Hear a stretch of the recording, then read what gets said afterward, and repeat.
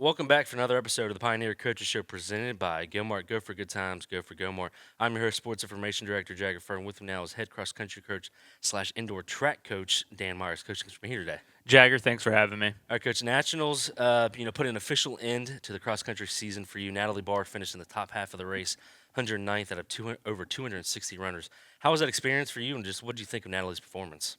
Yeah, what an unreal experience. I've never been to the national cross country meet before, and it completely surpassed like my expectations in terms of the spectators and the environment and just kind of like the hype nature of the meet. There's so many teams there that are in the top 10 that, have so many traveling fan squads. And, it was so loud I couldn't even hear myself think. And really, really cool course.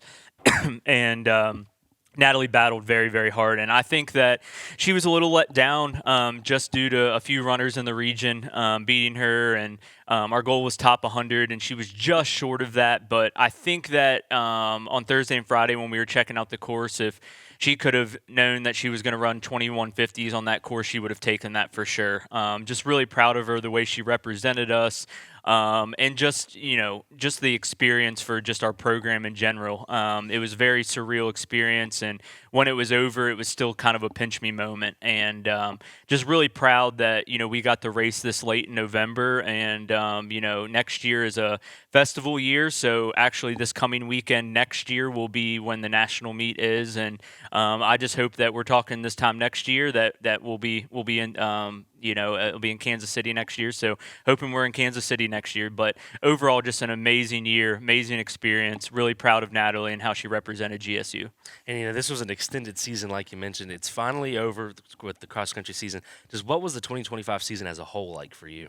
Yeah, outside of our men not really kind of doing what they wanted to do at our conference meet. Just way we shook up the all-time list, where we finished in the region, having multiple all-region runners. These were dreams and goals that we had 3-4 years ago that that we never thought that we could achieve. And with where our women finished in the conference, I know they're hungry for more as well as our men. Just really proud of this group. We return over 90% of them next year, so I'm just really excited to see what else we can accomplish going into year 6. And you're a busy man. It's a transition into the indoor track now. You'll get to open the new season this Saturday at Marshall, as you have over the past few years. Just how excited for you to be starting the 25-26 campaign? Yeah, it's awesome to start up in our home state, especially because we have a lot of runners on our team from that region of the state. So we should have a lot of fans there. Thankful to Marshall for the invite. We're going to get to have our distance runners kind of run off their cross-country fitness. We'll have a lot of people in the 5K, 3K, a few in the mile, one in the 8. And then just looking across to like the rest of the program, what Coach Markham has done with our sprint group and Coach Clay with our jumpers. I'm really excited to see some performances that we can have there. Carson Smith, who's a freshman for us from North Carolina, is going to be an excellent 400 runner for us, and we're excited to see what he can do right off the rip. Zach Hall's a returner. Bruce Williams. There's Bella Torres. Hannah Hill, our GA, still has some eligibility. So excited to see what our elite sprinters do. Diggy Hashman in the hurdles. Just a lot of guys and girls that we're really excited for. And honestly, over the last few years, the development of what Coach Johnson has done with our throwers, Janae Scott looking to get her 3rd indoor title in a row, and Macy Hilvers, Addie Cottrell, Casey Mahoney, just some really great throwers for us that we're excited to see what they can keep doing and to build on what they've already accomplished here. But yeah, we're really excited to get going. I mean, we have a great group this year. Been really proud of how the culture's been built. That this group's worked their tail off in the fall. And shout out to my assistants that have kind of led the charge on the track side while I've been kind of focused on the cross country side. But this is probably one of the most excited years I've been since my first year here going into the indoor season. All right, Coach. We appreciate you coming in. Good luck this week. Yep, thank you. Welcome back to the Pioneer Coaches Show presented by GoMart. With me, I've had men's basketball coach Bob Bolen. Coach, thanks for being here today. Jagger, thanks for having me this morning. All right, Coach, we didn't get to talk to you last week. You had that Kids Day victory over Bluefield State, but you opened this past week with Slippery Rock on the road. It was a tight game for most of it. Slip was kind of able to pull away there late. Just your thoughts on the loss. Well, first of all, I'm going to compliment everybody's effort for Kids Day. Wow, what an atmosphere. Yeah. 2,200 kids and a 1-point win. and that was just such a great day, and so appreciative of our athletic director, Coach Skiles, the effort he put in to call all these schools and get that many people in here. So that was a great day. I know we didn't get to talk about that Yeah. one. But now, what was the next question? Sorry, Jagger. Yeah, you're good. Slippery Rock able to pull away there late on Tuesday. Just your thoughts on the loss. Hey, I thought Slippery Rock was really a good team. It was a 2-point game with 5 or 6 minutes left in the game, so it was a hard-fought game. They were able to pull away at the end. We had a few key players out injured, so did they. And, that's going to happen at this time of year. And, I just thought it was a hard-fought game. We didn't come out on the good end, but I thought we played really hard, and, we're capable of playing better than that. And you did that on Saturday. You turned around with a big 86-76 win at home against Seton Hill. They came in undefeated. Y'all had a 10-plus lead. Seton Hill came back, took the lead there late, but then your team was able to finish strong and get the win. What did you think of Saturday's victory? Well, beating an undefeated team, and they hadn't played cupcakes either. All 5 wins were Division II wins. They're just so well coached. They execute so well. I thought down the stretch we got 12 out of 14 stops on the final 14 possessions of the game. So we really stepped it up defensively. Our guys showed will to win, or should we say, of being able to do what it takes to win. And I think everybody has the will to win, but our guys were able to do what it took at the end of the game to get that victory. And Elijah Redfern really shot the ball well. He was 9 for 12 and had 25 points. And we were 3 points away from having 6 people in double figures. So we had balanced scoring. We shared the basketball. I thought we played really well defensively in the second half, and that was a big win for us. And you're through the first 5 games. You mentioned Elijah Redfern. He's got 2 25-plus point games, and he's been in double figures in every single game thus far. Just what have you thought about his play, as one of the team's best scorers, through the first 5 games? Oh, he's been very consistent. We had shoot around the day of the game, I think 9 in the morning, 9 to 10 for a 2 o'clock game, and he was here at 7:30. and he's just been living in the gym, really working hard, and he does the same thing academically. He's a pre-PA major, and it should pay off. Hard work should pay off for you, and it's paying off for him. And you'll open an MEC play this week, starting with Charleston on Wednesday, have Western State on Saturday. You mentioned at MEC Media Day how competitive the league is, and you get one of the conference's best teams to open up conference play. Just what have you seen out of UC thus far? Boy, they really shoot the ball well. They spread the floor, make the extra pass. They're a quality team. Who did you make that schedule, Jagger? Somebody State doesn't like and Fairmont. Wow. I mean, to get those 3 to open up conference play, 3, perennial powers, great teams. But I think we're playing good basketball, and we're sharing the ball. They beat us both times in the regular season, but we were able to beat them in the conference tournament. So we know their players. They know our players. It should be a great game, and I can't say enough good things about their program. And you'll finish out the week with Western State at home for 4 p.m. tip-off in the Waco Center. But, Coach, we appreciate you coming on today, and good luck this week. All right, Jagger, thank you. It's the most rewarding time of the year. GoMart's Holly Jolly Rewards are here. Snag specially marked items to earn bonus reward points and game tokens. Because nothing says holiday cheer like stacking rewards higher than Aunt Carol's Fruitcake Tower. Collect all 4 tokens and you'll unwrap an additional 2,500 bonus reward points. So make your list, check it twice, and head to the app for details. Get ready to slay the season with Holly Jolly Rewards at GoMart. Welcome back to the Pioneer Coaches Show presented by GoMart. With me now, I've head women's basketball coach Emily Stoller. Coach, thanks for being here today. I appreciate you for having me on. All right, Coach. You pulled out an 89-75 win at Slippery Rock about 10 days ago, but you had your first defeat of the season on Tuesday night at Bluefield State. What did you feel led to the Lady Pioneers' first loss of 2025? Yeah, I think we've got a new group. Obviously, we've brought in a lot of transfers and some freshmen that are playing some big minutes for us. We're in the early stages of trying to figure out our style of play, our system. and piecing that together, playing a team that's going to speed you up more so than what we speed ourselves up with our style of play this early in the season when we haven't necessarily made all the corrections that we need to make and emphasize all the things and corrected all the things that we need to correct. We just sped ourselves up, and they sped us up even more. So, going into the game, we knew that we had to take care of the basketball, and we knew that we had to force more turnovers than what they caused us, and that wasn't the case. I think we came out of the game 33 turnovers. So just got to get better from it, got to learn from it heading into MEC play. And out-of-conference play is almost done. You'll have some sprinkled in during the rest of the season here and there. But Nwando Kigbo, what she's done in a small sample size of the season, 4 games, 4 double-doubles. What do you like out of her so far? Yeah, I think she's a dominant player, obviously, in the league, returning freshman player of the year. High expectations for her.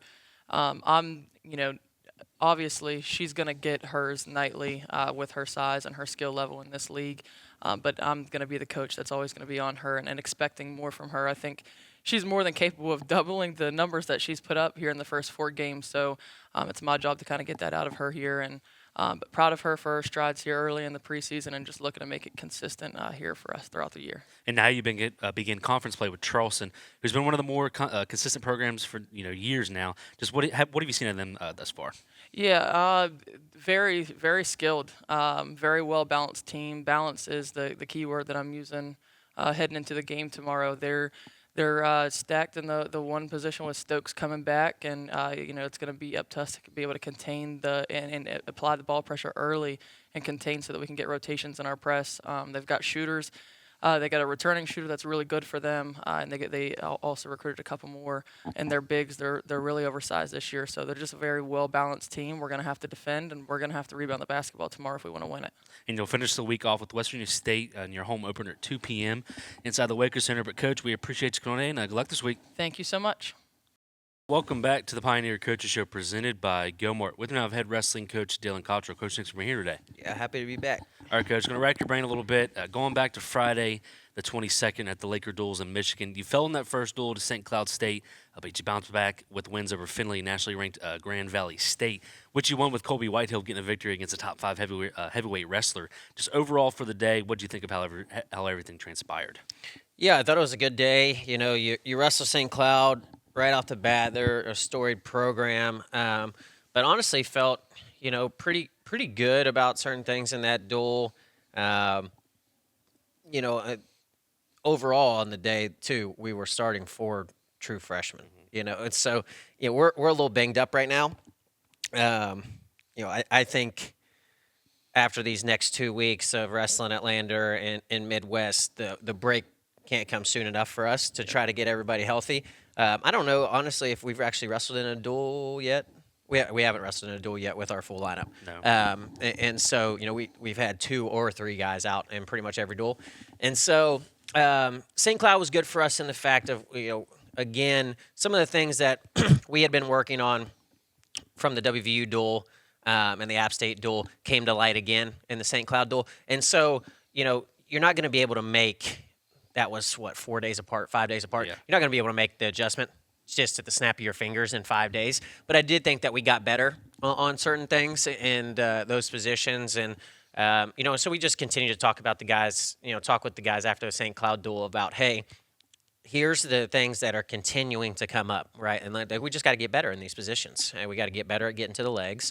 I thought we did a better job at hand fighting, compared to what we did the last week.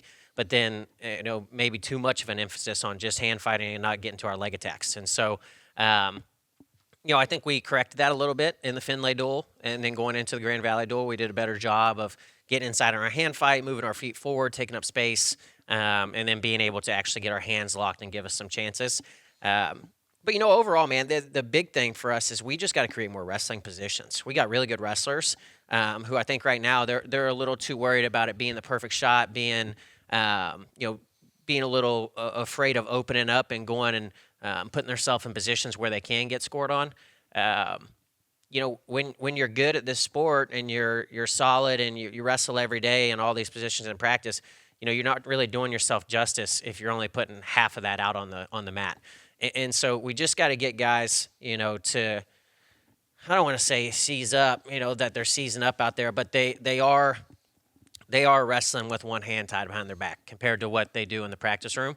And so, that happens sometimes with guys just, being a little bit afraid to pull the trigger, whether that's, they're too worried about losing, right? Which, you hope that's not it, and that their mindset is really based on, and they're wrestling based off results, or if they're just not seeing it, right? You hope more so of that just right now the offense isn't clicking because they're not seeing the opening opportunities. And so, I think that weekend was another good shot at us to just get better. Same with this weekend coming up and all that. But, overall, man, that's the big one from the weekend that, I took from it is we got to find more opportunities and 5 more chances to get to the leg and create action. Our guys are really good when the action happens, and we're winning it more times than not. We're just not creating enough of it. Hopefully second half of the year we get some of our guys back, and it can help. And so, the other thing that's tough and right now, you have your returning All-American at 125 that starts the duel out. And so you're having guys in there that are not the starters to start the duel, and that's a tough position, right? When a lot of times, you have an All-American in there who's winning 90% of the matches, that's a good start to the duel, right? To kind of get the guys fired up, and especially if he goes out there and he's clicking and getting takedowns, then our guys, it seems to, like any other sport, Momentum, right? Like 100%, momentum starts going, right? Stuff starts rolling. So that'll be good to get him back. Good possibility that he makes his first appearance this weekend. But yeah, really looking forward to the guys putting in good work over the next 2 weeks with Lander and Midwest coming up, and seeing kind of where we're at, and then getting a good break, getting our guys healthy. And January, as we move towards postseason, we start getting, a little bit of the pieces into place here and there. But yeah, I talked about Colby, great win for him over the number 4 guy in the country who has had a really good start to his season. He beat a Division I. Colby didn't. The guy he wrestled beat a Division I top 20 guy. So he's already had some good wins of his own on the year. It wasn't just like the kid's number 4 because of last year's success, right? Like he was number 4 because he's a returning All-American, but he's also was 9-0 on the year with wins over Division I nationally ranked guys, wins over Division II nationally ranked guys. Colby did really good. A weather in the storm, he got taken down early, got up, created a wrestling position, almost pinned the guy, literally saved by the bell, and then really just had to hand fight, stay in the middle. The kid took another bad shot. Colby scrambled. Definitely could have scored again at the end. He was in a position where we were in pretty advantageous in a scramble with like 10 seconds to go, and kind of looked over at us and was like, do you want me to kind of push this envelope here or just stay in the position and that way nothing bad happens? And so we just kind of shut him down, said, hey, just stay.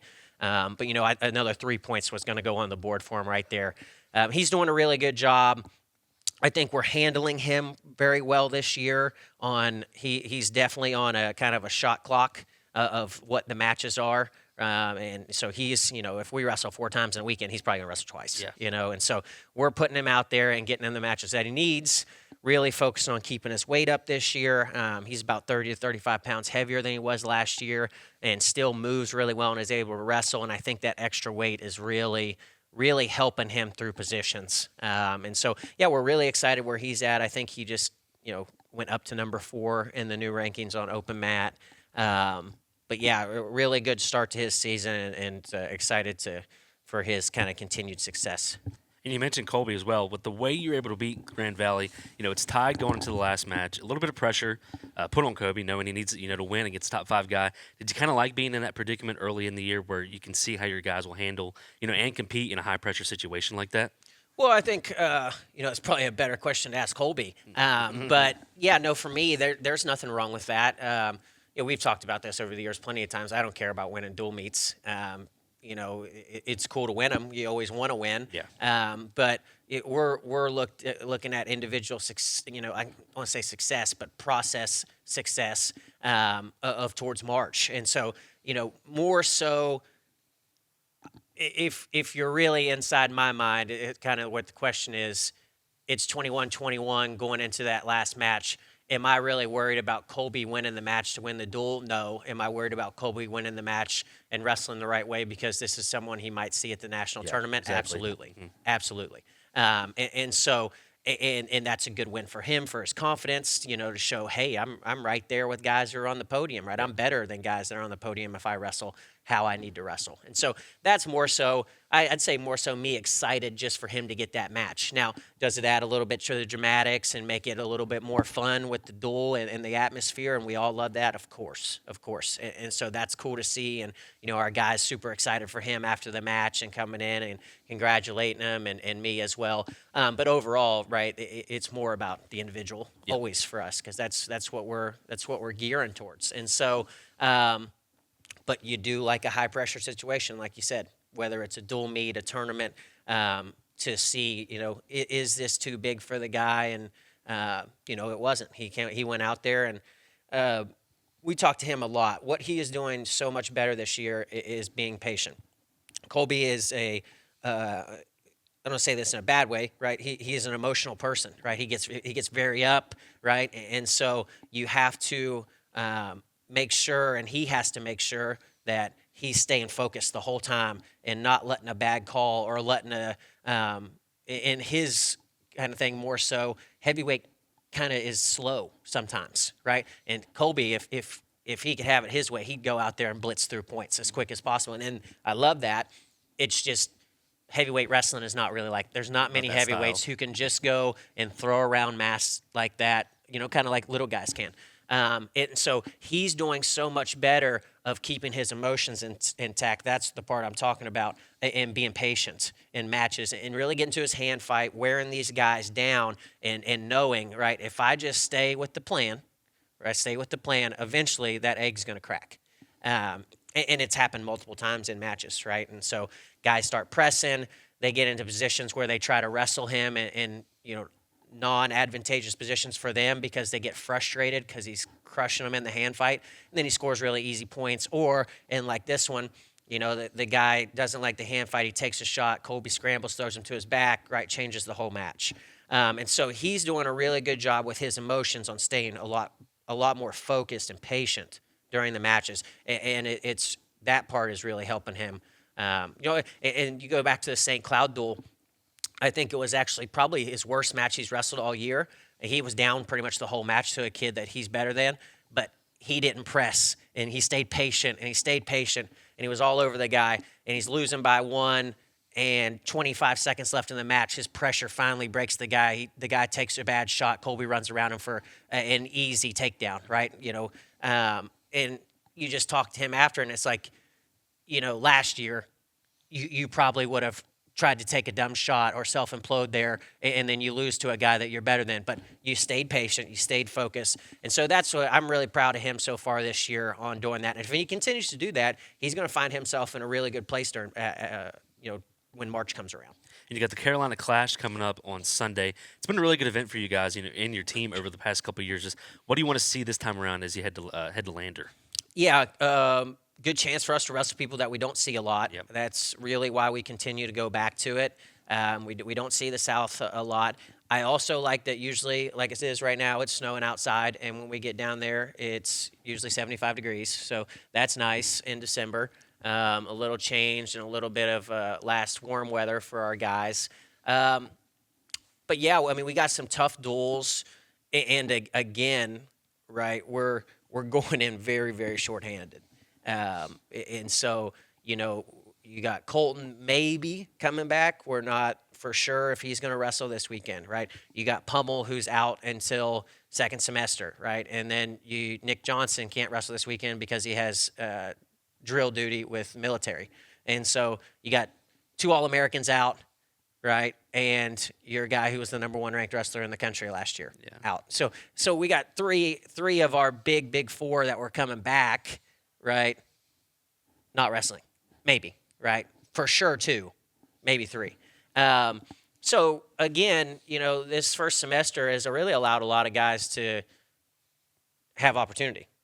And so some of them have taken good advantage of that. Some of them have not.